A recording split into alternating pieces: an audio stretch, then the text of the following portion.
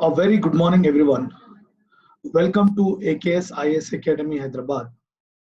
Today, we are going to look about Science and Technology Module 2. In last class, we did Module 1. Okay.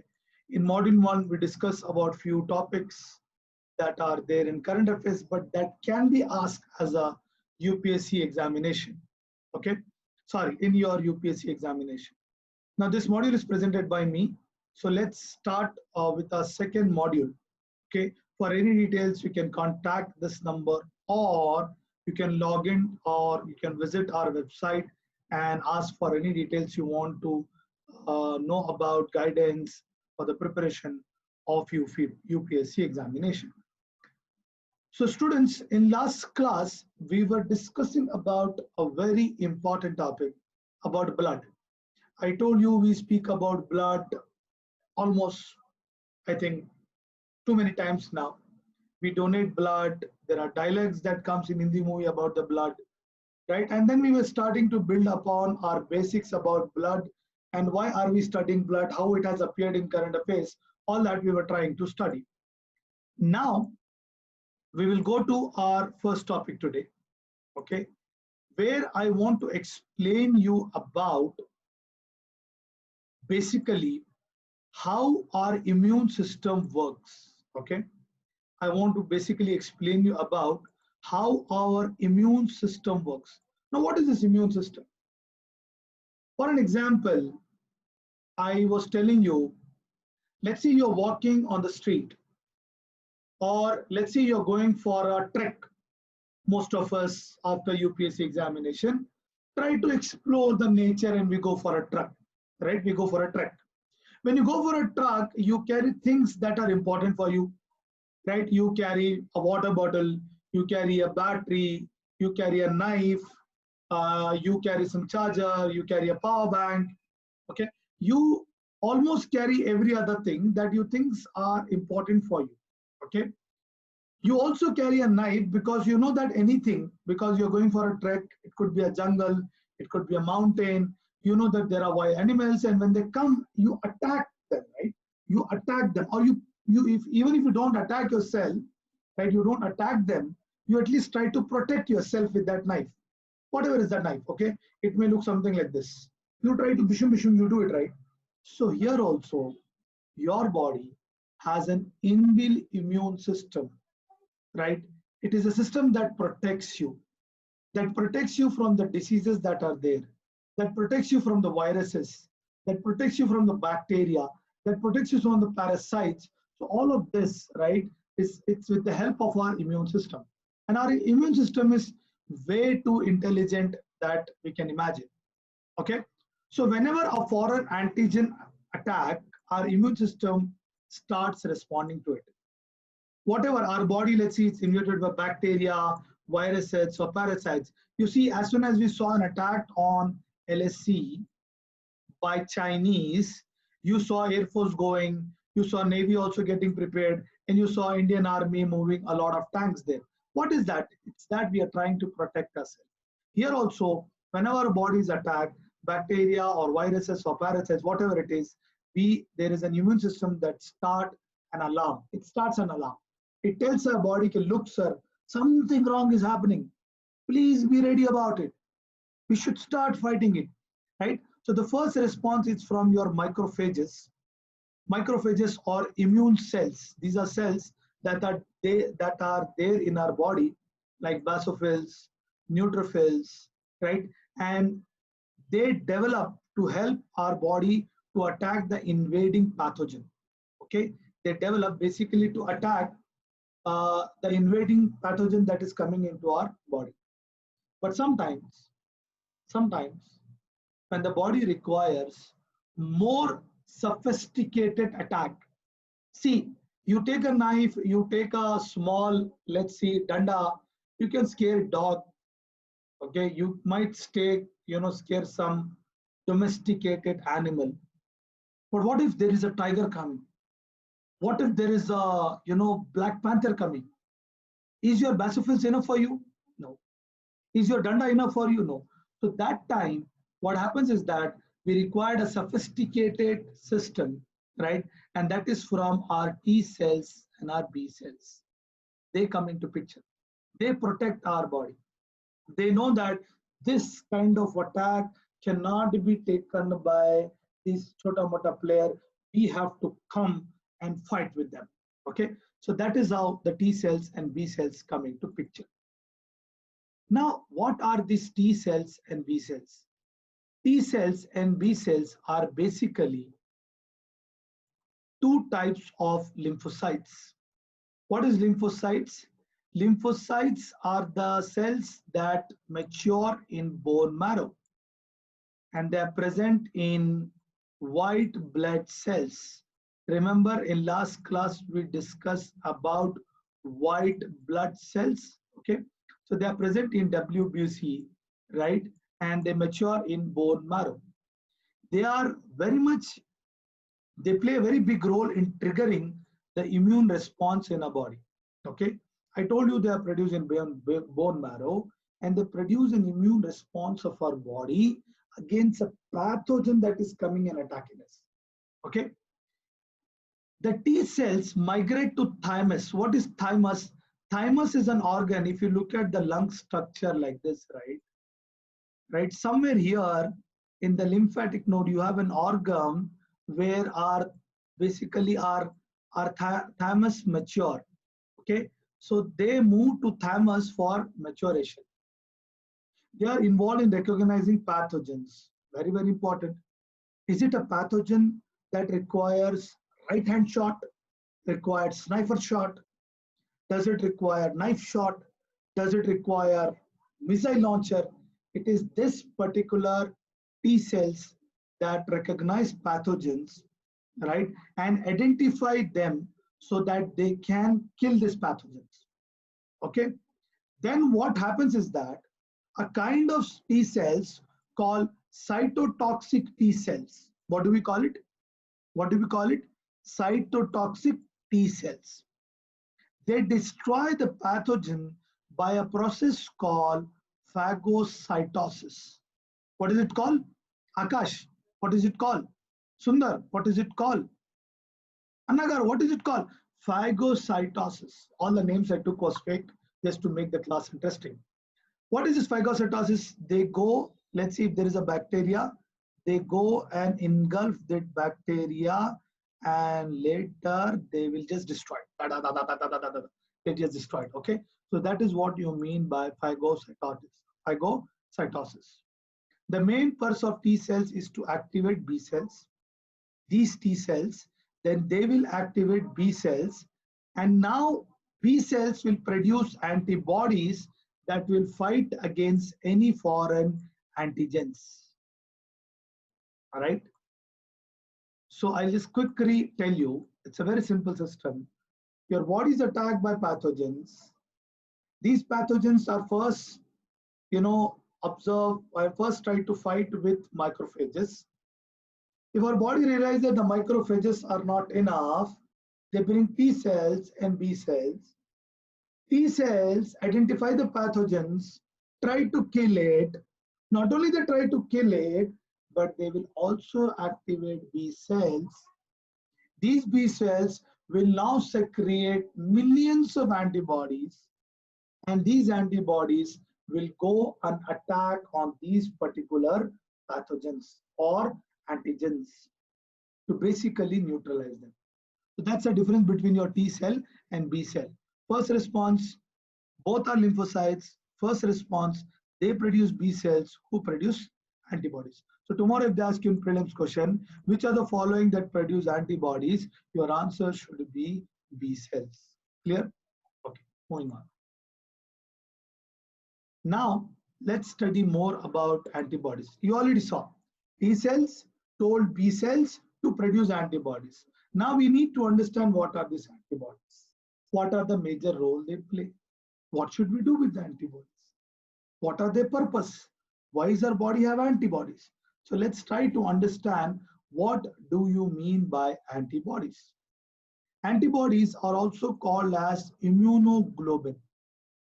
Antibodies are also called as immunoglobulin. They are a protective protein produced by the immune system in response to an external organization or external substance or an external microbe whom we call antigen. These antibodies, you look at here, they have recognized this antigen and now they are calling their soldiers called antibodies. Okay, come, sir, let's go and fight him. Let's kill him, let's destroy him. If they don't destroy, the body will get affected, the body will get the disease, the body will get hurt. That's why antigen are killed by antibodies and they are also called as immunoglobulin. I hope we are clear about it. Okay. Now,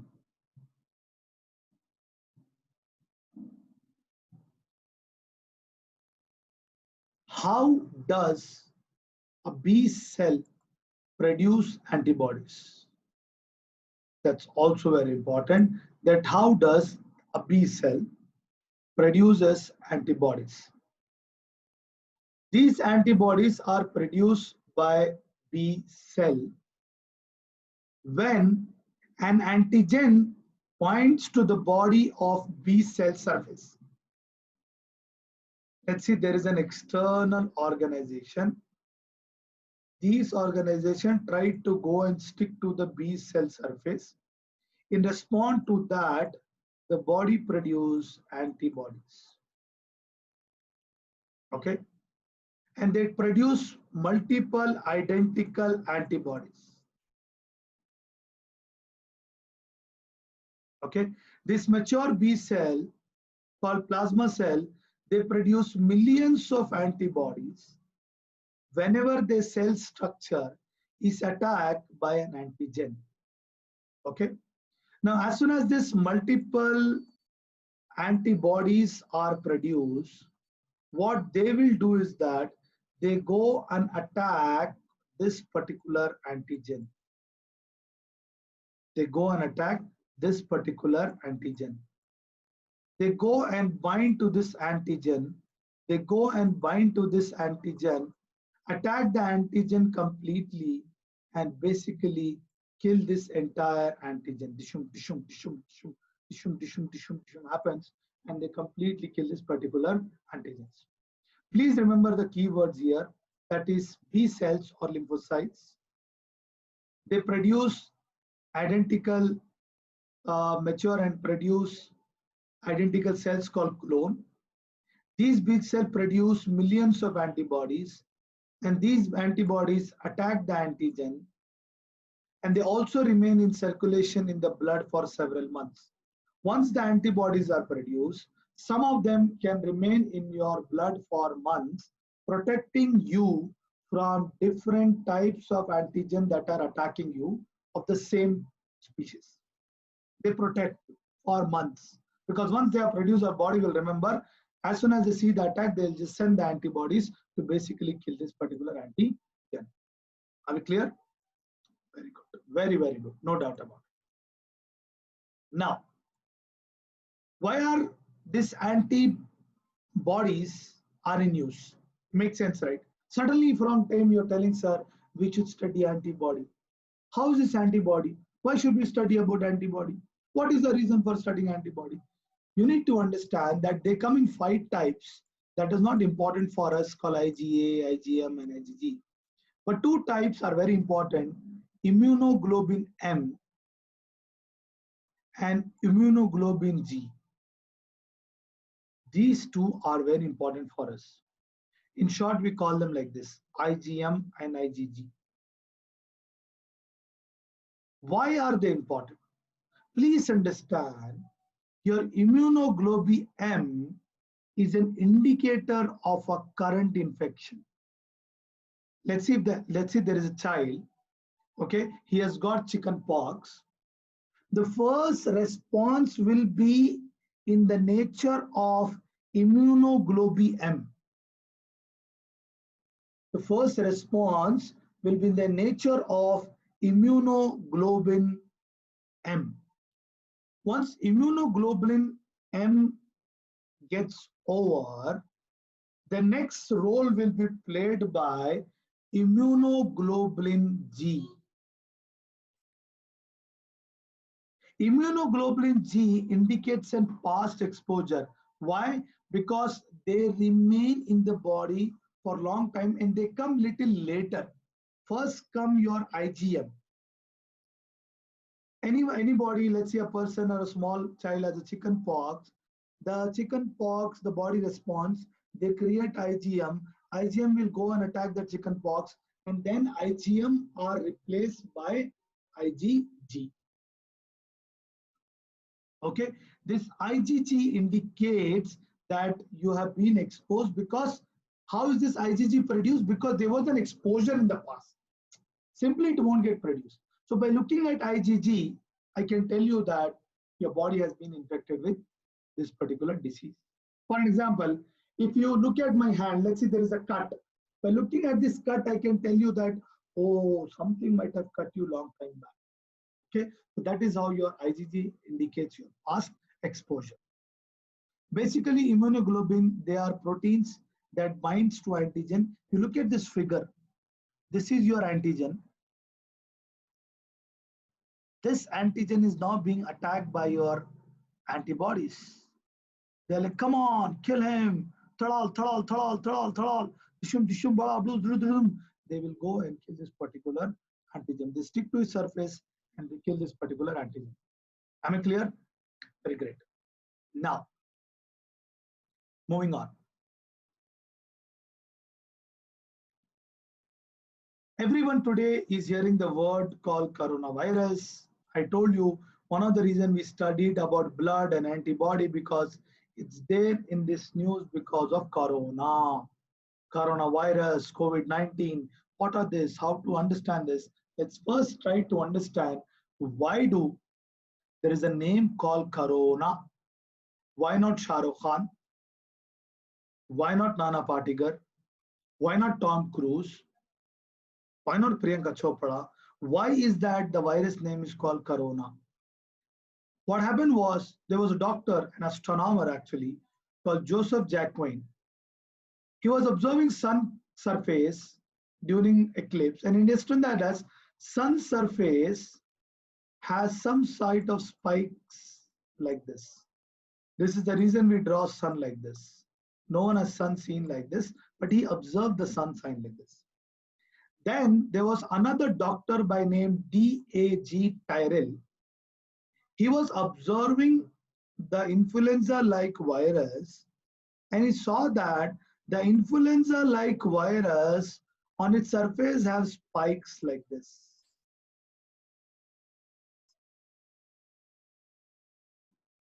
Because he observed that the virus have a surface like this, like the surface of a corona, that is solar corona, he named that virus as coronavirus. Am I clear? Okay, that's why this particular virus is named as coronavirus. Now, what do we know about coronavirus? We are trying to understand from the UPSC point of view.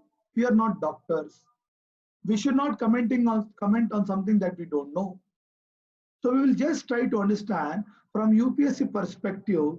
Okay, first of all, why was the name corona given? We already saw. And what we know about corona and which can be asked in UPSC examination.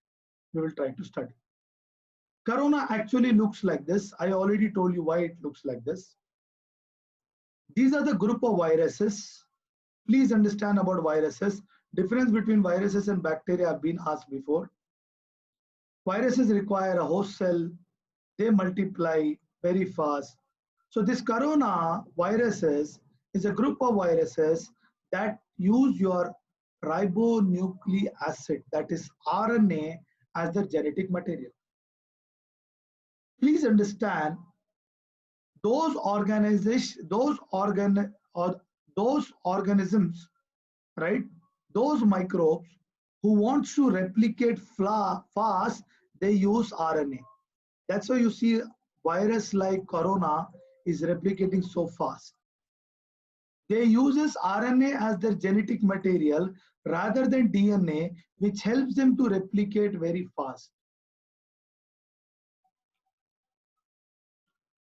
Out of all the RNA viruses, corona has got the largest genomes. That is the reason we are not able to understand this corona very fast. The variance is very, very high. Some viruses strong, some viruses are weak, some viruses we don't know. So they are very, very strong and they are very, very, diverse. And they have the largest genome, as I was telling you.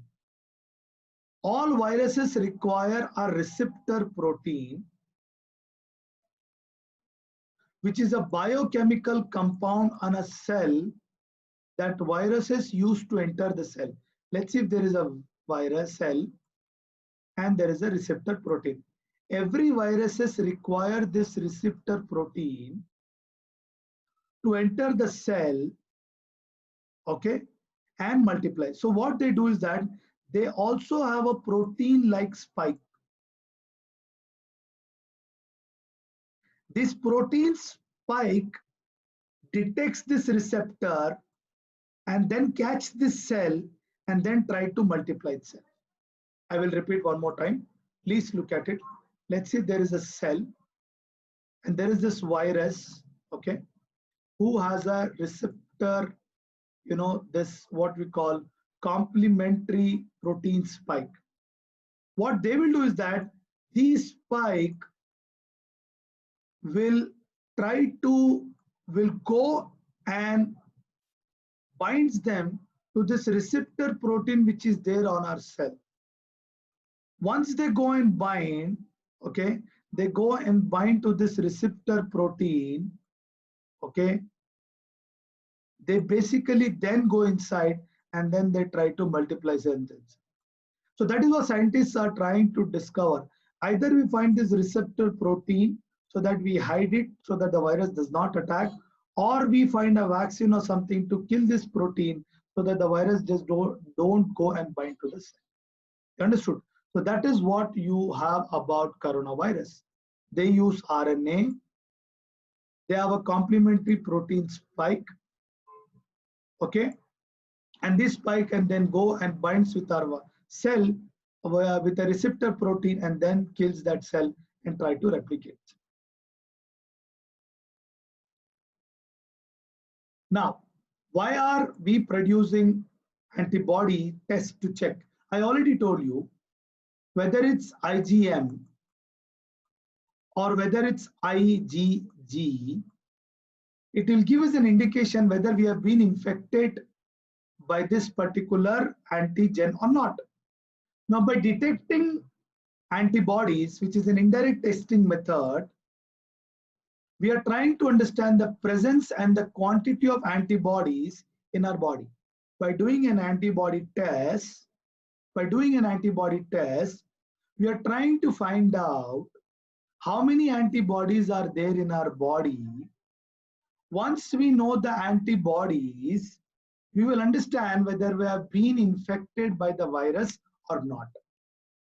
This is to understand that how many people in a community are infected by the virus. Please understand, this does not detect the virus.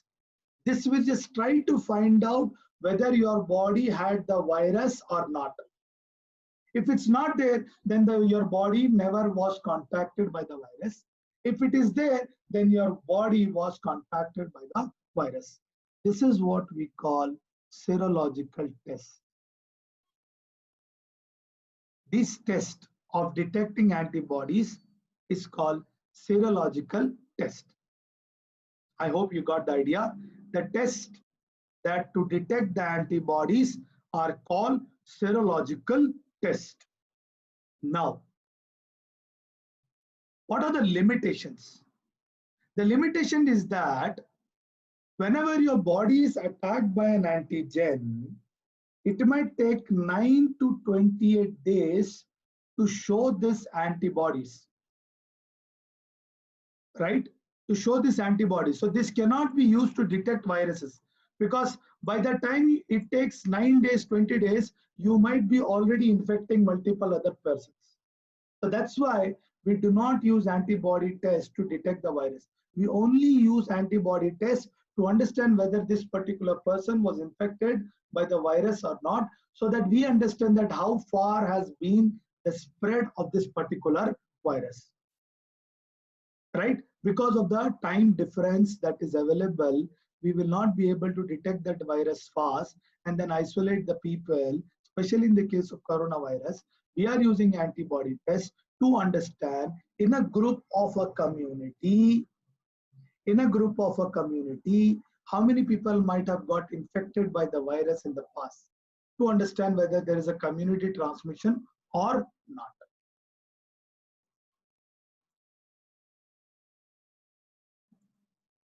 That's why, to overcome the problem of detecting the virus by antibody tests, which will take a lot of time, we have come out called RT-PCR, that is reverse transcription polymerase chain reaction.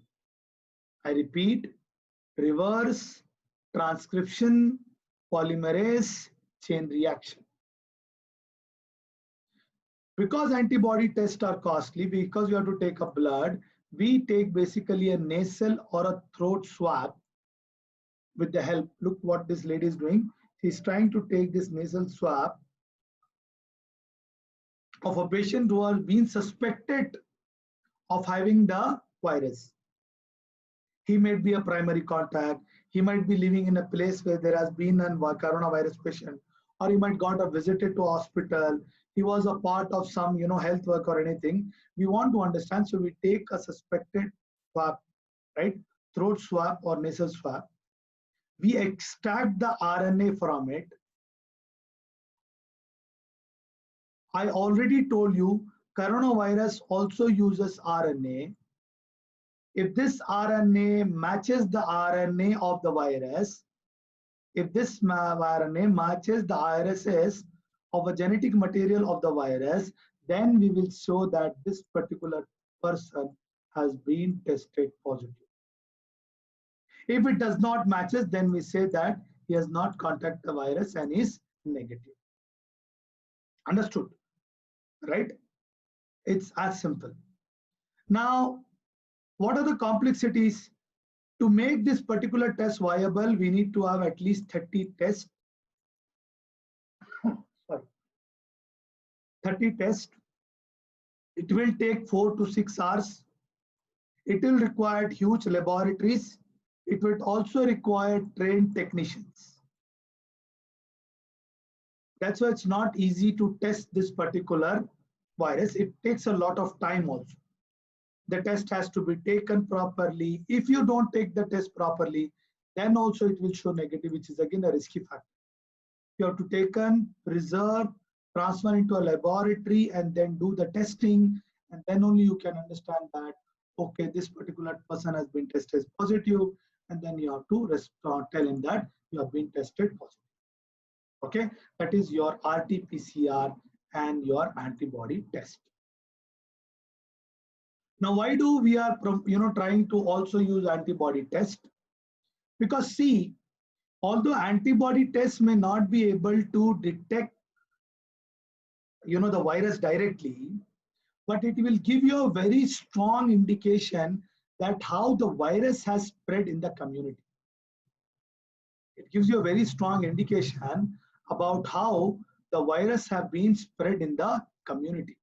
Because you will take the antibodies, you will test it, and if there are antibodies present of antigen of the virus, you can straight away say that this many people in this country has viruses.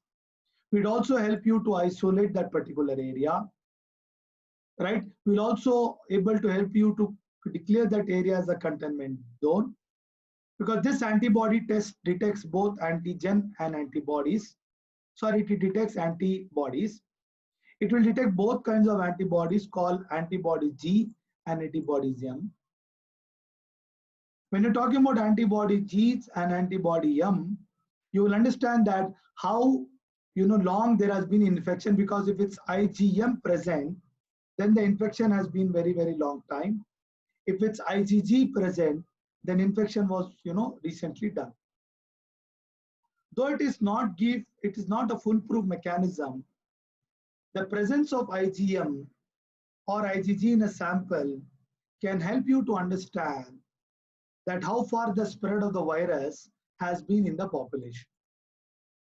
In a cluster, it could be either Hyderabad or Bangalore or etc. Help you to isolate. Also help you to understand whether there is a herd immunity. What is this herd immunity? Basically, let's see, for an example, there is 1, 2, 3, 4, 5, 6, 7, 8, 9, 10, 11, 12, 13, 14, 15, 16, 20 people. Okay, now, if this guy has got the virus, if this guy has got the virus, if this guy has got the virus, if this guy has got the virus, if these two guys have got the virus, if these two guys have got the virus, if everyone has got the virus and have produced antibodies, then the virus may not have new place to go. Okay, the virus may not have new place, so it cannot go here, it cannot go here, it cannot go here. Basically, the virus will die down. That is what you mean by herd immunity. Okay, so that is what government want to understand, whether we can develop a herd immunity also if there are so many people infected by the virus. Okay, so just quickly revise what have we studied in the class. We studied about antibodies. We studied about T cell and B cell. How are antibodies formed? What is an antibody test? What is the RT-PCR test? And why do we use this test? And why the government is trying to, use this antibody test? Okay. So this is completing your last class where we study about blood, different components of blood. Okay, and in this class we studied about antibodies and corona and about your RT-PCR and antibody test. Okay, so that ends your this particular topic of blood components, antibodies, antigen, antibody test, and your RT-PCR test and your coronavirus. So please do watch the next lesson where we'll start a new topic and discuss that has been appeared in the paper. We'll take the basics out of it, look at the basics about it, and try to see how questions can be framed in the examination. Thank you. I hope you all have been able to understand, right? And please do let me know for any review or a feedback. Have a good day. Bye-bye.